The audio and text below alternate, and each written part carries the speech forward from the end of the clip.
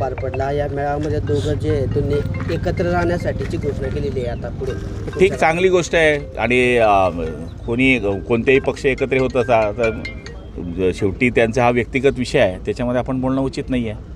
सिंहासन खाली करा, ठाकरे येत आहे अशी गर्जना संजय राऊतांनी केली कालच्या मेळाव्यात। संजय राऊत खाली बसलेले होते, त्यांनी जास्त बोलायचं नसतं, वरती सिंहासनवरती होतं। जे बाळासाहेब ठाकरेंना जमलं नाही ते देवेंद्र फडणवीस यांना जमलं असं राज ठाकरे म्हटलेले आहेत। व राजसाहेब हे बोलण्यामध्ये कसे आपल्याला सगळ्यांना माहीत आहे, त्यामुळे देवेंद्रजींनी पण रात्री काल तरी काहीतरी प्रतिक्रिया दिली, मी ती काही पाहिली नाही, पण शेवटी आता हे चालणार आहे। उद्धव ठाकरेंना राज ठाकरेच्या पाया पडावं लागलं असे नितीश राणे म्हणतात।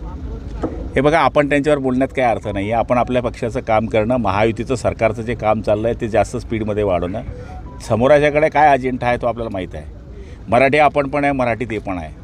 फक्त विषय आहे की पहिली ते 5वी कंपल्शन करू नये। 5वीपासून सगळे हिंदी बोलता, मी पण हिंदी बोलतो, 5वी नंतर मी पण हिंदी शिकलो आहे। विषय तेवढाच आहे, त्याचा भाऊ ते करतायत म्हणून आपण करावा असं मला वाटत नाही। आणि कोणावर बोलण्यापेक्षा आपलं जोरात काम चाललं आहे ते कामं बघायचे। आता आज जसं आम्ही हे काम बघतोय ते दोघं भाऊ एकत्र आहेत, आपण पूल जोडतोय, चालू द्यायचं आपण आपलं काम। मराठीसाठी गुंडगिरी करायला सुद्धा तयार आहेत आम्ही। कोण करणार नाही गुंडेगिरी? सगळे गुंडेगिरी करतात, पण गुंडेगिरी करण्यासारखं वातावरण तर पाहिजे ना। तो ठाकरे नावाचा ब्रँड आता राहिला नाही। ठाकरे नावाचा ब्रँड असतं तर बाळासाहेब ठाकरे असते तेव्हा पण 288 आमदार निवडून राहिले असते।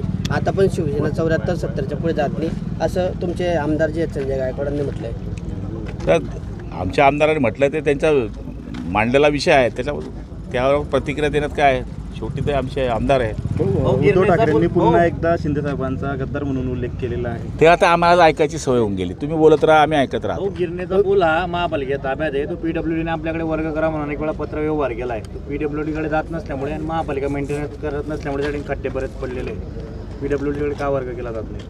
हे बघा, आता आपण रस्त्याचंच काम हाती घेतलेलं आहे। फक्त आपण ही ट्रॅफिक वळली तर एजन्सीसुद्धा येऊन उभी आहे आपली, त्यांना वर्क ऑर्डर झाली आहे।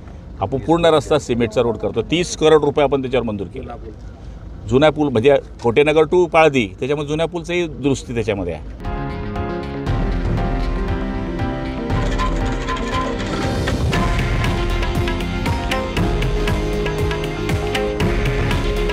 हे आहे देशातील नंबर 1 न्यूज नेटवर्क आणि आपण पाहत आहात TV9 मराठी। काळजी तुमची, हित महाराष्ट्राचं।